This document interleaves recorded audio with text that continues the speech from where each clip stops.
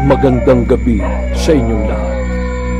Ako si Kabanong, ang inyong tagapagsalaysay ng mga kwento ng mga misteryo at kababalaghan, mga kwento ng mga multo at aswang, mga maligno at mga kakaibang pangyayari at mga nilalang.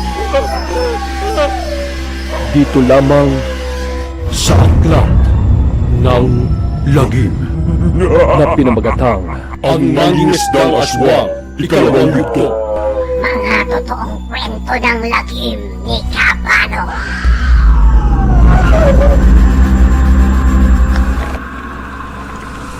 Dahan-dahang nagsagwan papalapit sa bangka ni Rod si Matt. Maingat siyang lumapit sa isang napakalaking halimaw na nasa bangka ni Rod. Nasaan na si Rod? Nasaan na ang matalik niyang kaibigan? Kaibigan na mula pagkabata ay kasakasama na niya. Hindi, wag naman sana. Kinain rin ba ito tulad ng ginawa sa kanyang ama? Na pinatay at kinain ang lamang loob ng isang aswang? Ito rin kaya ang aswang na yon? May paghiganti na rin kaya niya sa wakas ang sinapit ng kanyang ama sa kamay ng isang aswang? Napakalaki ng aswang na ito. Isang aswang na anyong napakalaking aso na may katawan ng isang tikbalang. At meron rin itong malaking pakpak ng isang paniki. Anong klaseng aswang ito? Akmang itatarak na niya ang kanyang tangang itak sa puso ng halimaw. Nang bigla itong humarap sa kanya na nanlilisik ang mga mata.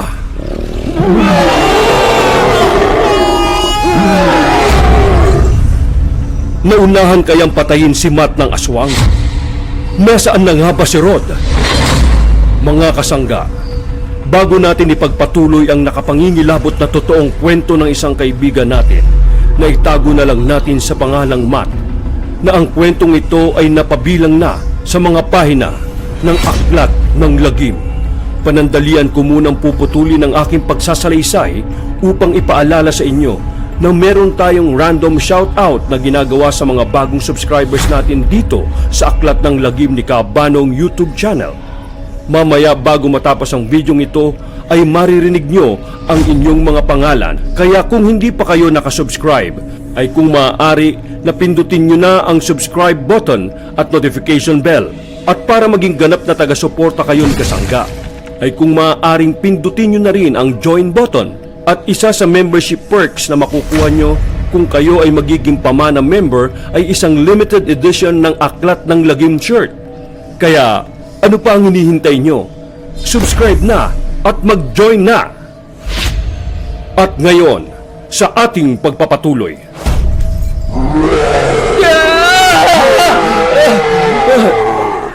Agad na tinalon ni Matt ang halimaw.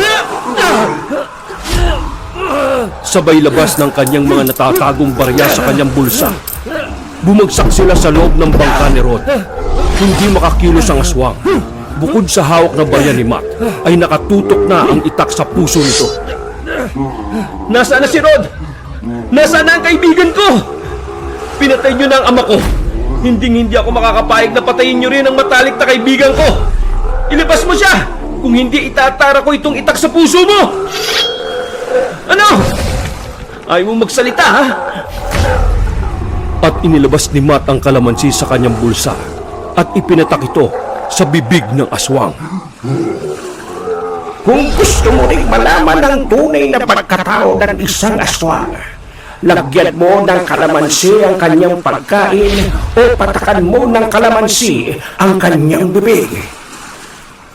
At unti-unti ngang nagbago ang anyo ng aswang. Mata, ako ito si Rod. Yung kaibigan mo. Hindi ako naniniwalang si Rod ka. Ilabas mo ang kaibigan ko. Kung hindi, papatayin kita. May 3 kapatid ka.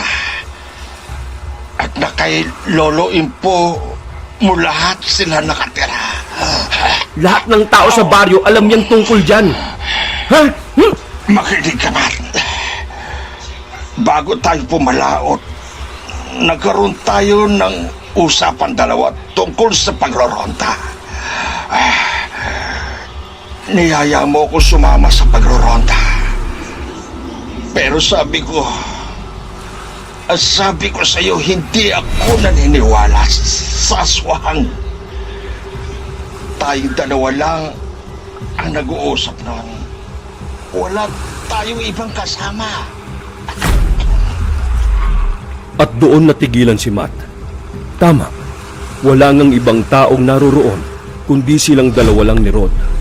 Ibig sabihin, ang aswang kanina na nakita niya ay ang matalik niyang kaibigan na si Rod. Maniwala ka sa akin, hindi ako ang pumatay sa tatay mo. Mga bata pa lang tayo noon. At hindi pa ako aswang noon. Maniwala ka sa akin. Paano hindi ka pa aswang? Kailan ka pa naging aswang? At paano ka naging aswang? Makinig ka sa akin, Matt. Ipapaliwanag ko sa iyo. Pero pakiusap, ilayo mo muna sa akin ang bariyang yan. At ang itak, huwag mo itarak sa dibdib ko. Parang awa mo na. Magkaibigan tayo. Hinding-hindi kita kayang patayin.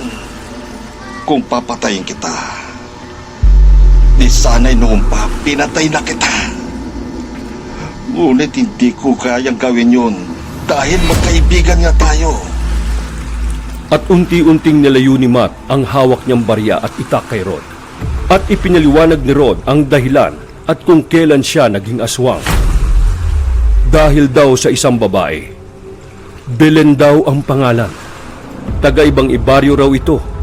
Ikinwento ni Rod kay Matt na nung hindi pa siya aswang, ay madalas niyang pinupuntahan si Belen upang umakyat ng ligaw.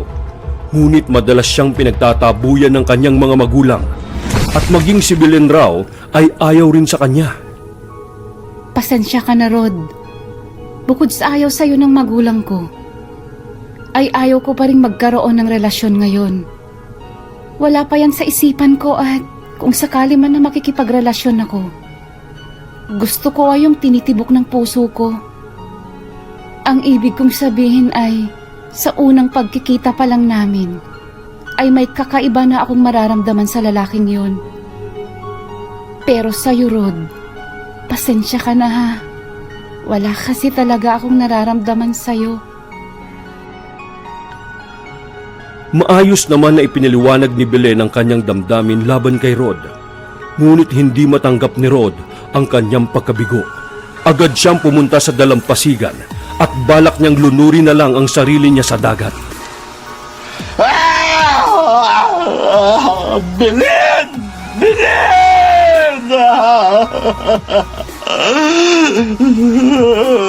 Bakit? Bakit mo ginawa to sa akin? Bakit? Ngayon pa lang ako nagmahal sa isang babae. At ikaw yun. Pero ano ginawa mo sa akin? Napakasakit, Belen. Kung hindi mo rin ako mamahalin, mabuti pang wakasan ko ng buhay ko!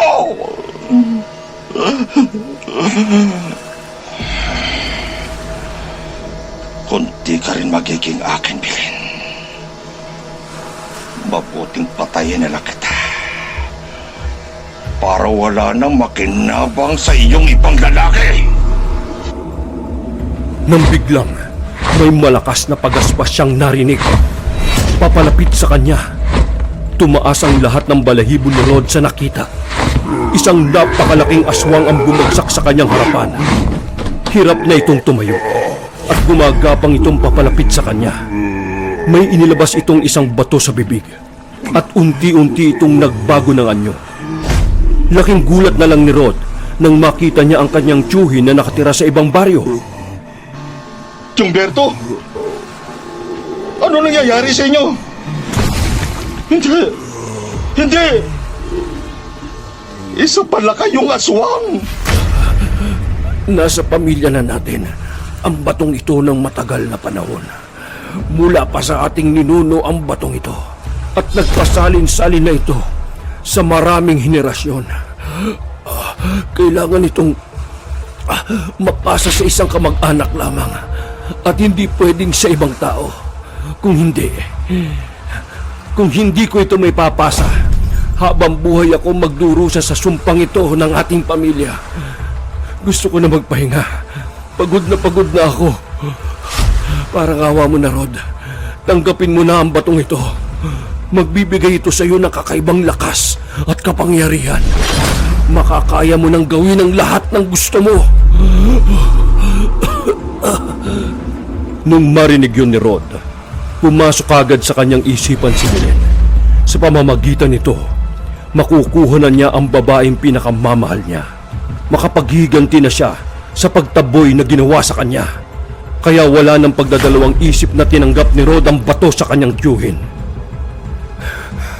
Ngunit ito ang pakatatandaan mo, Rod. Kinakailangan mong kumain ng laman ng tao upang mapanatili mo ang iyong lakas.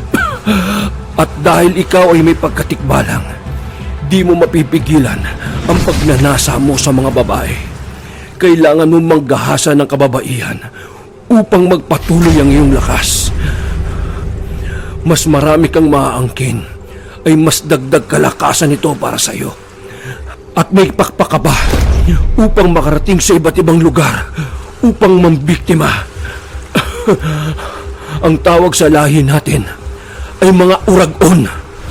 Kakaibang lahi ng aswang na iilan pa lang ang nakakaalam dahil naitago natin ang lahi nating ito ng matagal na panahon. Pero umiwas ka sa mga bagay na may tanso tulad ng barya. At huwag kang kakain ng pagkaing may kalamansi dahil mawawala ang iyong lakas o manghihina ka. Ito lang ang tanging makakatalo sa iyo. Wala nang iba. Tanso at ang kalamansi. Pakatandaan mo yan. Kunin mo na ang bato.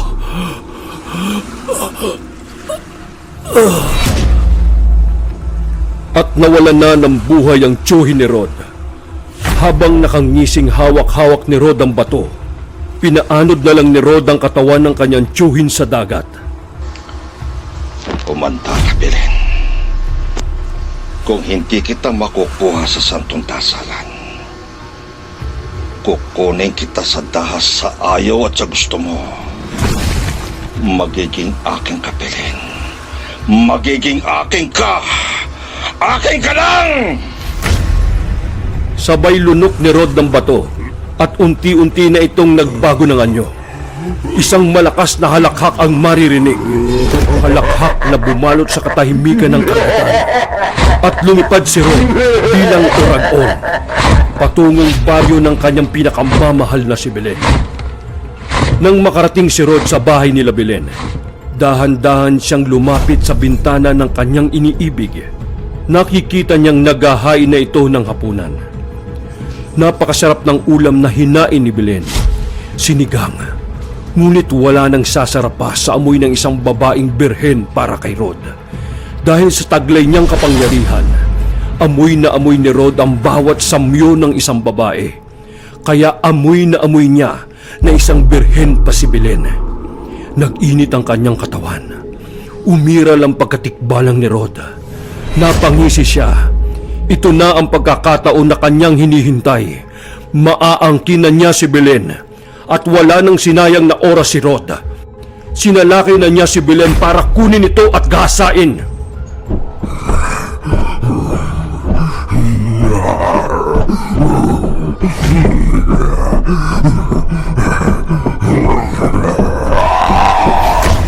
Magtagumpay na kaya si Rod na makuha niya ang pinakamamahal na si Belen?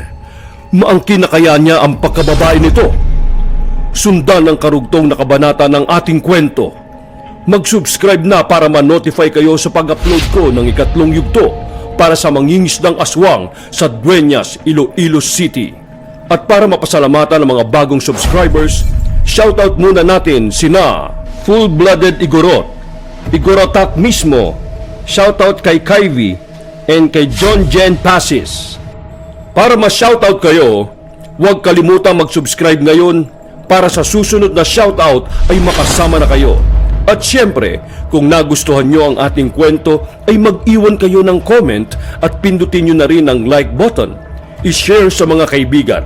Malaking tulong po ito para mas mapaganda ko ang mga kwento natin para sa channel kong ito kung inyo itong gagawin.